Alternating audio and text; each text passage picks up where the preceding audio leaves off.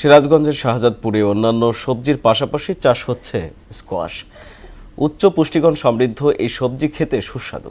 স্থানীয় বাজারের চাহিদা মিটিয়ে এখানকার স্কোয়াশ যাচ্ছে বিভিন্ন জেলায়।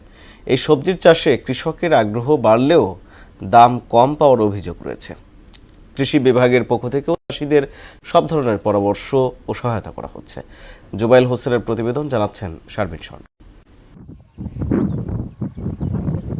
সিরাজগঞ্জের শাহজাদপুরের বিভিন্ন স্থানে কৃষকদের ব্যক্তিগত উদ্যোগে নতুন করে চাষ করা হয়েছে বিদেশি সবজি স্কোয়াশ। দেখতে অনেকটা শশার মতো স্কোয়াশের আবাদ দিন দিন বৃদ্ধি পাচ্ছে, সেই সঙ্গে বাড়ছে এর চাহিদা।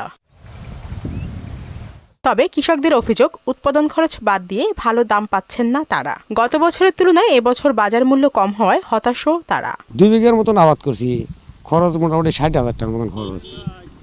ফলন মোটামুটি ভালো পাইছি, খারাপ পাইনি। হ্যাঁ, কিন্তু দামে কিছুই হইতেছে না। মোটামুটি যেরকম দাম তাতে আমাদের কিছুই পোষাইতেছে না। 5 টাকা 6 টাকা 7 টাকা।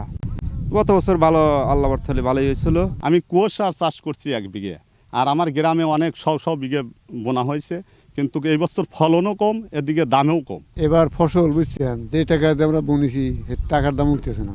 তবে ভালো ফলনে কৃষকদের পরামর্শ ও সহযোগিতা করা হচ্ছে বলে জানায় কৃষি বিভাগের কর্মকর্তা। 75 বিঘার মতো এরকম আমাদের স্কোয়াশ চাষ হয়েছে। তার মধ্যে আমাদের শাহজাদপুরে বেশি হচ্ছে, বিশেষ করে শাহজাদপুর উপজেলার রূপবাটি ইউনিয়নে চরধনাই নদীর তীরে।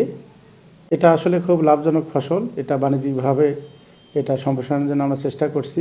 চলতি মৌসুমে জেলায় 75 বিঘা জমিতে স্কোয়াশের চাষ হয়েছে। এর থেকে উৎপাদন লক্ষ্যমাত্রা ধরা হয়েছে 110 থেকে 115 মেট্রিক টন। শারমিন স্বর্ণা, মোহনা সংবাদ।